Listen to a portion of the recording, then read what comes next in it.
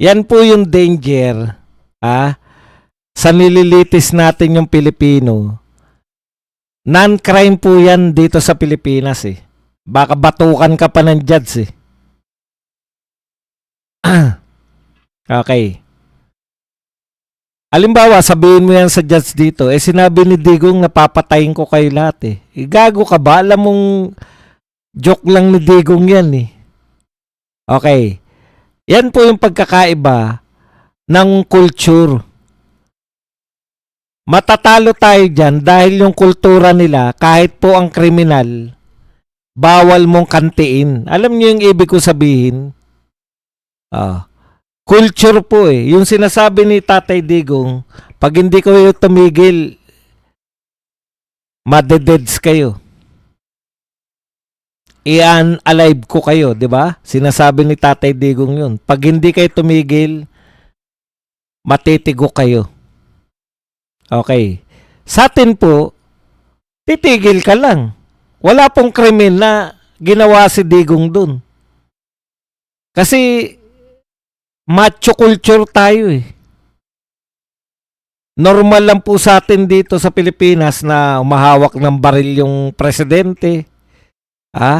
Pagpapakita po yan na hindi siya kaya ng kriminal. Ayan po yung optics na tinatawag. Pagdating po dun sa ICC, dahil ang kultura po nila, paggalang sa karapatang pantao ng mga kriminal, yun po pangunahin nila eh. Kriminal ka man,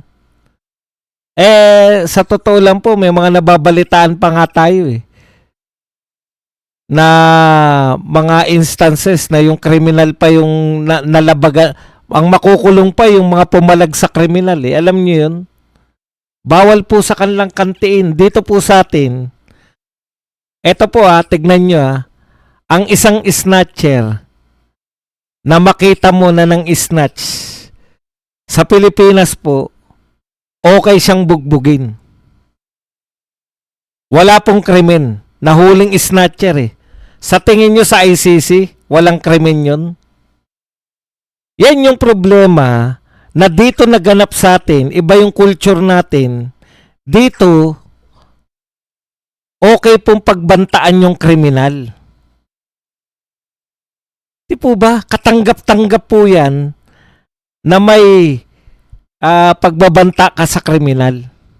Wala pong problema dyan. Lahat.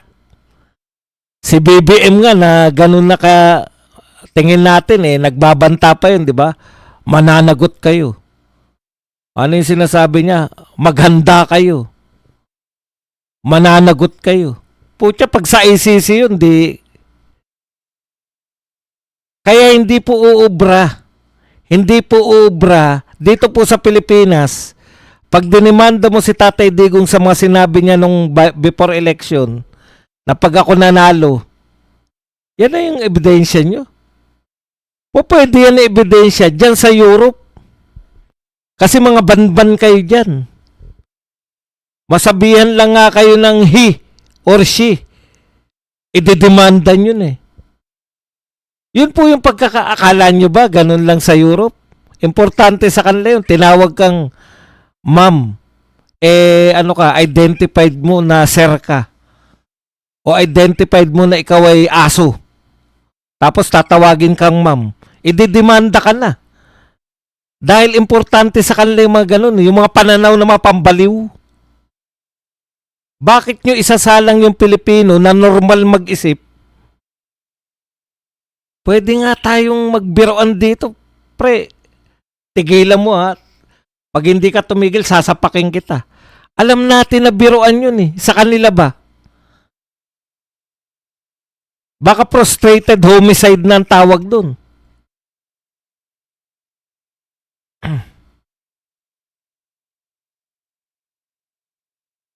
Alam niyo yung pagbabanta sa mga kriminal, hindi po yan krimen sa Pilipinas. Pinagbabantaan mo, natakot. Kasalanan ba na tumino ang Pilipinas dahil pinagbantaan yung mga kriminal? Yun yung problema. Bakit natin hinahayaan? Nakikita na po natin itong mga kababayan. Bakit natin hayaan? Seryoso pala mga tao ron. Bawal pala mag-joke. Biruin mo, sabihin ni Tatay Digong, kaya niya sinasabi yan kasi inuurirat siya. Balita namin 1,000 namatay dyan. O pag naging presidente ko, hindi lang 1,000. Gagawin kong 50,000. O. Krimen na yun?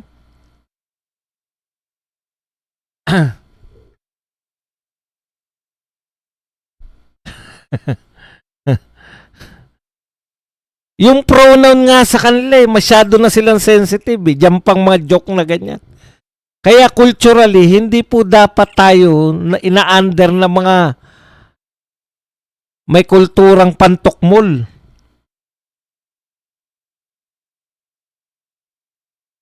Primitibo mag-isip yung mga taga-Europe eh. Pinamumunuan sila ng mga wambang. Pag sinabi na, o bakit mo ako tinawag na ma'am? Sir ako. Ang laking issue na sa kanila. Dito sa atin, hindi tayo ma-issue ng ganun. Dahil sa Jollibee, good morning ma'am sir. Wala tayong problema sa pronoun. Isang tao, ma'am sir ang tawag natin.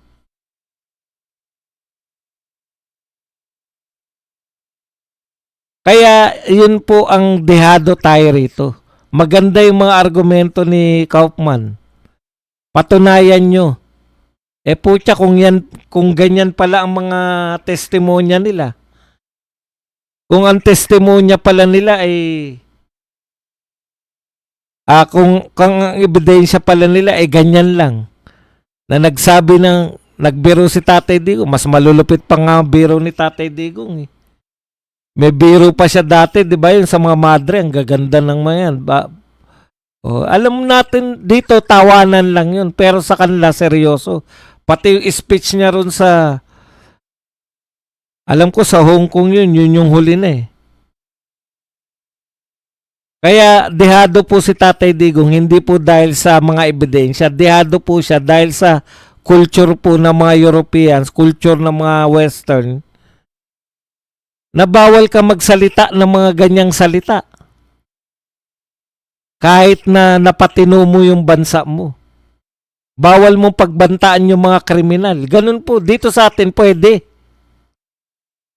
Ano kaya ang reaksyon nila kung nakakita sila ng binubugbog na snatcher?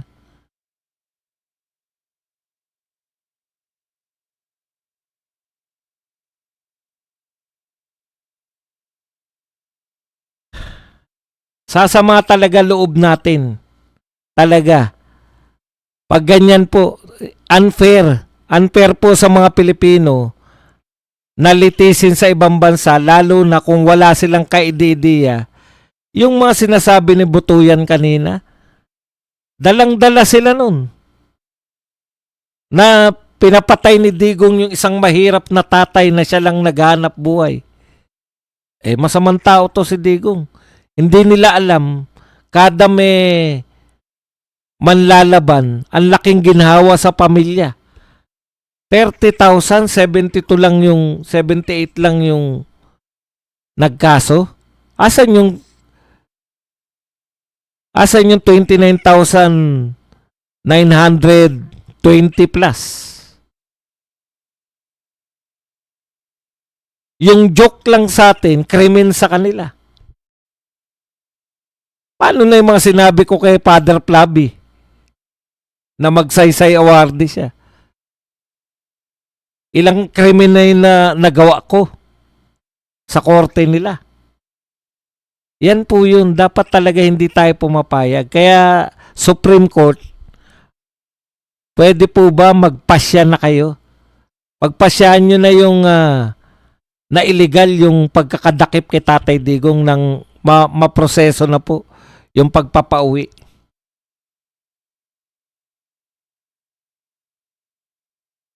Paano po yung mga biktima ng mga adik? Wala lang. Wala lang dahil adik naman sila. Yan po ang malaking kalokohan sa lahat.